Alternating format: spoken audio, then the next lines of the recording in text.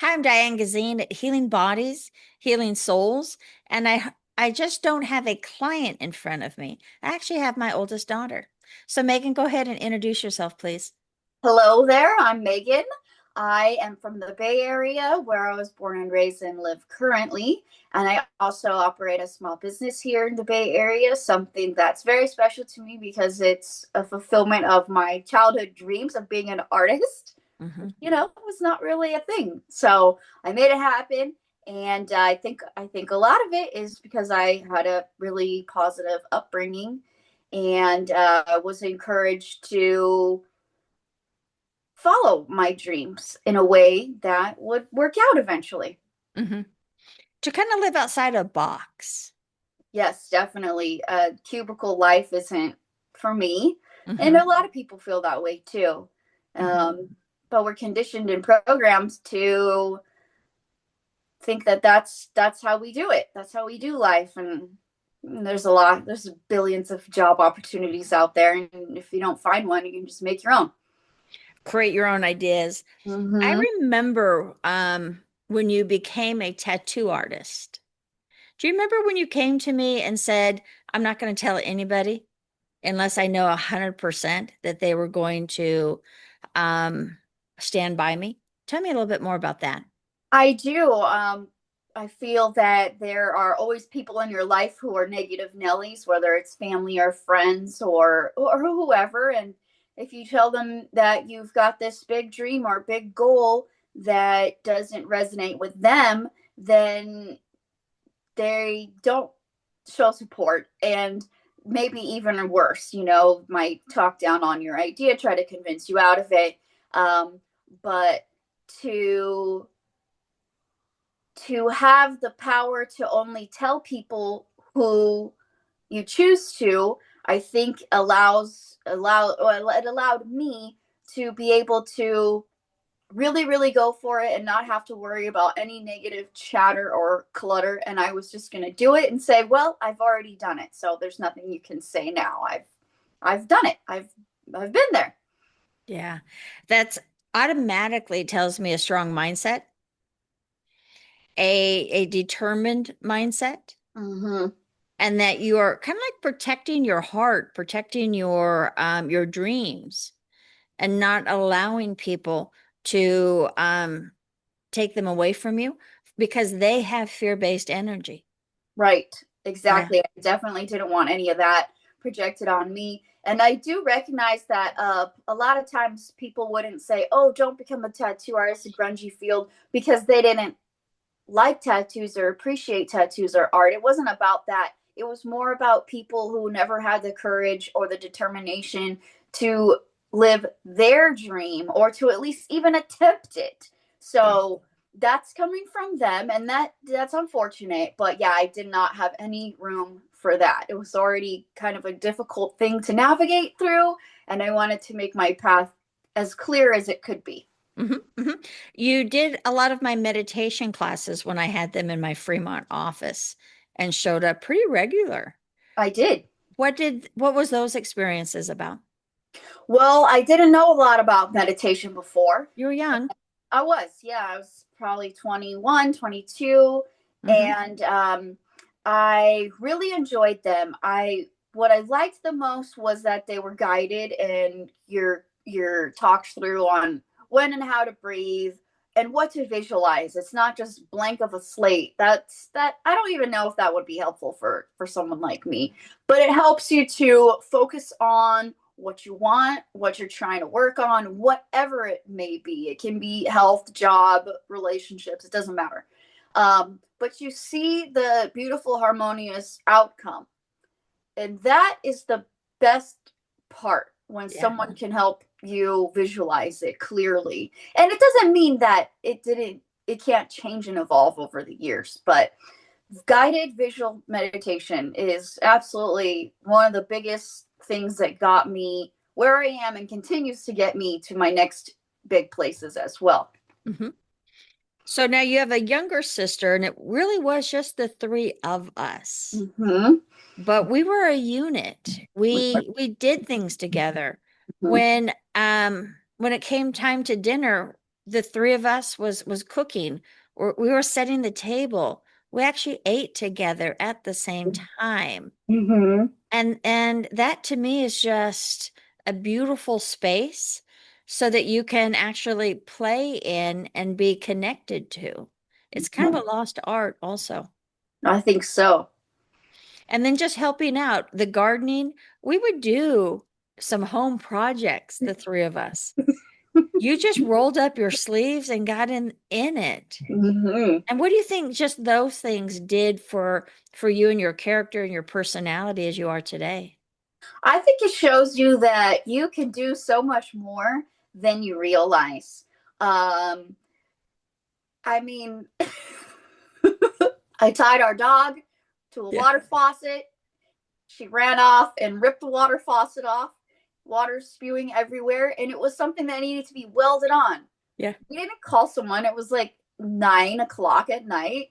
My mom called her dad, and he walked us through it on the phone. We had one person holding the flashlight, one person holding the phone, some people doing the tools. And in a moment that seemed like so frustrating and terrible, it ended up being funny and Yeah. something that we were all really proud that we were able to do it. So I think that, having chores and being made to be responsible young, it helped us to say, oh, I can do that. That's no problem at all. And I can have a busy plate. I can have a lot of things going on and still push forward, be successful, work toward my goals, and be a balanced and well-rounded person. I like that balanced and well-rounded because there's a lot of people at all ages, they're not. They're too afraid to do anything outside the box. Yeah, they just We, want to be a cookie cutter, same as everyone else. I've never wanted that. yeah, I remember years back, I was leaving and you pulled out the circular saw and the table saw. And I'm like, oh, wait a minute. You need any help? And you're like, I got this. And I'm like, let her have it. Mm-hmm. So I never micromanaged. Right. I trusted, I believed in you. When you and your sister went to Cedarville for the very first time, that's 5 mountains, 400 miles without me for the very first time. And I'm like, no, let them go. I didn't want any of my worry or concern or fear to be projected onto you so that your energy collapses down. Mm-hmm. And so I a lot of times had to kind of like, yeah, no, have a good time. I didn't even say call me when you get there because I did not want to project any fear. I wanted to trust you, trust the universe, trust your sister, trust the full experience. And I wish parents would do that more. Mm-hmm. Yeah, because it's not being neglectful or that you don't care in any way, shape, or form. It's everyone deserves a little bit of trust to do basic things Yeah. and encouragement to do it rather Yeah. than, like you said, projecting your fear onto the story and onto the people involved. Yeah. I remember when you chose to become a tattoo artist and you came and said that to me, and I'm like, okay, what is that going to mean? Mm-hmm. Tell me some more information. I remember you said, I'm not going to tell anybody that I'm going to become a tattoo artist unless I know that they 100% completely support me. And I'm like, oh, that's perfect. So tell me a little bit more about that. Yes, well, becoming a tattoo artist is not necessarily an easy thing to do. I knew that. I wanted to do it anyways because I wanted to fulfill my dream of being a professional artist. And in our lives, we have a lot of people, family, friends, whoever, who are not supportive, whether it's the specific thing we do, perhaps, or it's they're not supportive because they didn't have the courage or the drive to follow their dreams. Hmm. And so I did not want anyone's negative or clouded energy coming into my story as I started this journey of this somewhat difficult, start. Yeah. So I wanted to keep it clean. My mind was pretty clear and excited, but I, of course, had some doubts as well that I had to work through. But I Hmm. certainly did not have any room for anyone else's crap. Yeah, exactly. Exactly. You're right. A lot of people live beneath their potential, Yes. and you live within your full potential. Mhm. And that's drive, that's passion, Yes. that's forward thinking, and full success. So I've been doing this for over 35 years, and I work with all ages. So if there was a younger person that wanted to work with me, what would you say to them? 100% do it, first of all. Um, the guidance and clarity is such a helpful component. I'd say it's even the very first step to really working through whatever you need to work through to achieve whatever outcome you have, because any type of problem always has a desired outcome. So, or even there's not a problem but you don't know where to get started, Mhm. having some professional guidance is really really helpful, especially from someone who has done it, lived it, and has had lots of people in their life, their clients, Yeah. family and friends, who've done the same from your help. Yep. And so what about the older ones that are parents that are not necessarily parenting all that well and projecting fear and anxiety onto their children? What would you say to those parents? Oh, that's a Yeah. tough one. Yeah. Yeah.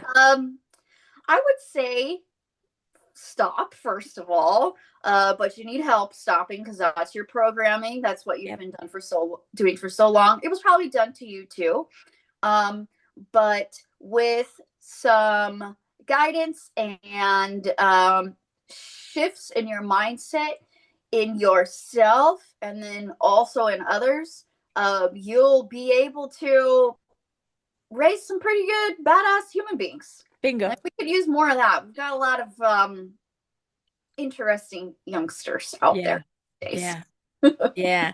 Because if we're not careful, we'll project fear.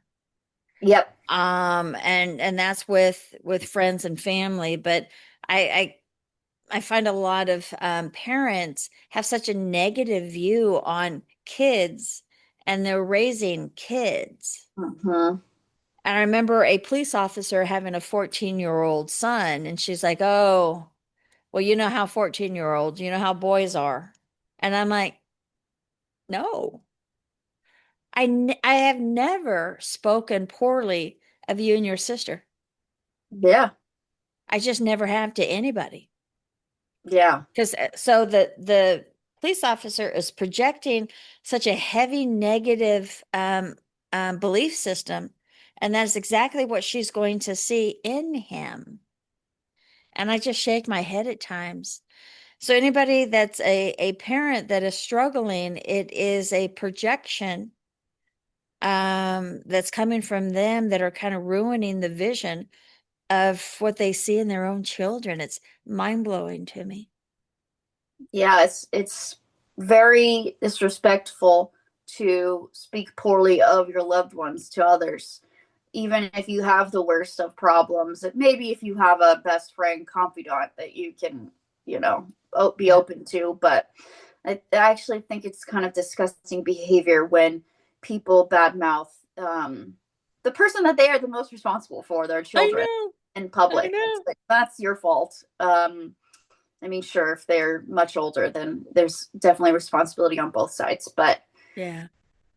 yeah, they could use a mindset shift for sure. And I will be able to trace it back to their childhood. Oh, I don't doubt it. Yeah, and that's the key thing. Mhm. So, Miss Megan, I appreciate you. You're welcome. Thank you, thank you, thank you.